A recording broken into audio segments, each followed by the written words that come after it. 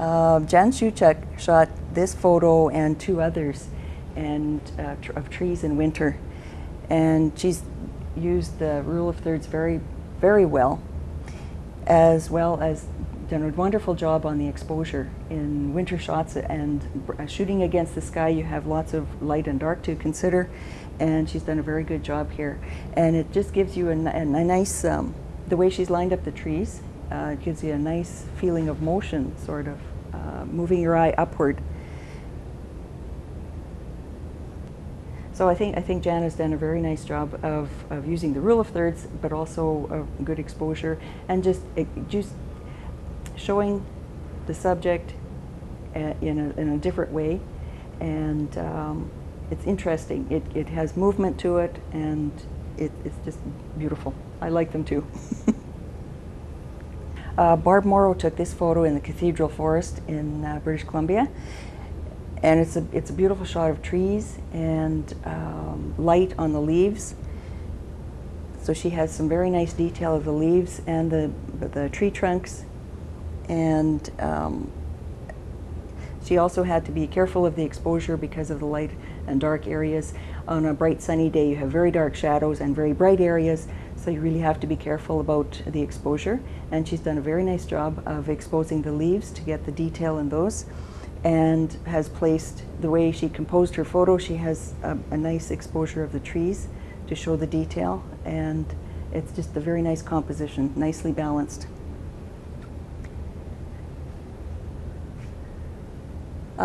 Graham Guest managed to catch this little brown pelican during the summer. And wildlife, you sometimes don't have a lot of time to think about all the rules of photography, so to speak, and you just shoot what you can. But Graham's done a very nice job on this one. He managed to catch the pelican as he turned his head, and so you have a feeling that he's looking at you, and it's nicely balanced, and it's a nice exposure because he has light coming from one side, and there's a good exposure for the bright spots, and there's enough exposure of the darker spots to give a little detail. So it's a very nice photo of this little bird. Graham also caught the beaver cutting across the water. And he's used the rule of thirds very nicely, and very nice exposure. Water it's hard to shoot photos around water because sometimes you get a reflection that just gives you sort of a white spot and a bright spot in the water. The angle at which Graham shot this photo eliminated some of the bright reflection you sometimes get on water, and you get just a little bit of a ripple in a different color behind the beaver, and it really adds something to the photo.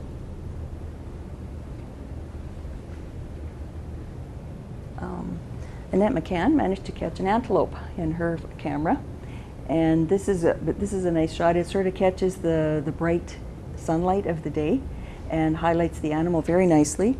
She's used the rule of thirds, and the face of the antelope, its head is in one of the places where the lines cross, and it's a nice area of interest and gives a nice balance to the photo.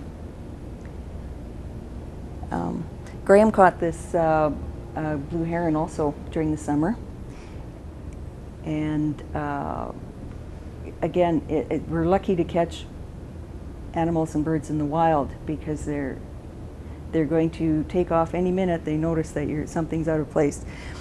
So I think he did a nice job on this. It's also a very good exposure and a little bit of interest in the leaves behind the heron, and he's caught enough of the branch to show where the heron is standing, and it's a nicely balanced photo. The top photo here is blueberries. That's one of my shots, and again, it's an early morning shot. I managed to catch it with the dew on the berries, and it adds a lot of interest, and I managed to get a reasonable exposure to protect the highlights in the dew and also get the color of the berries. So it's one of my favorites. Blueberries are one of my favorite subjects. Pin cherries, there are pin cherries everywhere this year, and they look wonderful, and time to get out the camera and shoot them. So I tried to catch a good exposure for the bright sunlight and to balance the bright sunlight on the berries and the dark shadows. Okay.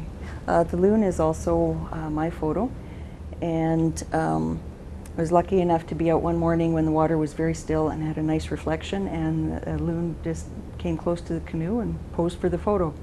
So I tried to use the rule of thirds. In this case, he was hanging around long enough you could think about the shot a little bit. Jan Shuchak has blue jays visiting her bird feeder, so she's got some beautiful expressions here, and has very nice exposure, and managed to catch the color, nice little catch light in the eye, and the sort of the antics of the blue jay. So very nice photos. Rod Werner has given us some very beautiful photos here, and some very interesting ones. He shot photos along the shoreline of the lake, and went on a still day when the reflections were beautiful, and managed to pick out some photos that had looked like something else when they were turned on their side. And we've had people going by the display already, and somebody said, "Wow, those look like, is that a totem pole?" Or I think those are like the statues on Easter Island, those big stone statues. So it's a perception. The reflections give you one photo, and it's your perception that gives you other images in those photos. And he's also done some very nice exposures that capture the details of the reflection in the water as well as details on the land. So it's a very nice balance of those.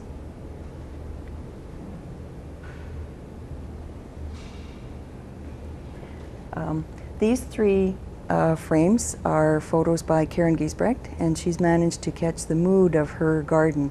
Soft pink flowers. The top one is peonies, and just the beauty and the fullness of the peonies, and she has a lovely exposure of the light and the dark areas, and just the repetition of the three flowers, or the same flowers, but a repetition of them is also very nice in the frame. This one is talking about wild roses, and she's got a little bit of the fence, and just the soft colors of the roses, just to give the mood. This is a little different fence in her garden, and a very nice sort of framing of the flowers and the fence together. Jerry Parkinson has brought us two photos. One is of a water bomber working on a fire, and so it's a very dramatic photo. She's done an excellent job of exposure. That there's a bright sky, there's the bright smoke, and there's darker and darker shadow areas. The exposure gives us a nice detail on the airplane. And she's also used the rule of thirds, which brings the land and the water to the bottom third and leaves the sky and the smoke in the sort of the top 2/3 of the photo. So it's a very nice balanced photo.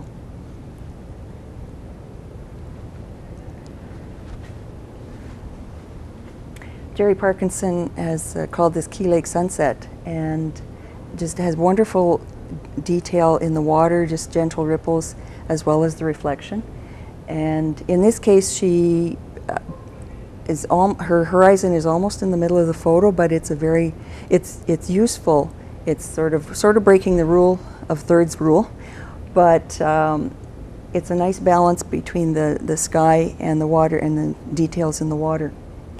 The exposure is very nice. It's a very nice soft mood to the color of the lake and the color of the sky, and just beautiful photo. Mark LaRue has several photos here, and the first one is called Love Island Sunset, and it's another one of those days where the lake is just very calm and you get wonderful reflections, and Mark's done a wonderful job on the exposure and on the composition. Getting the spruce tree on the side adds interest to the photo and sort of balances the sunset, the colors of the sunset.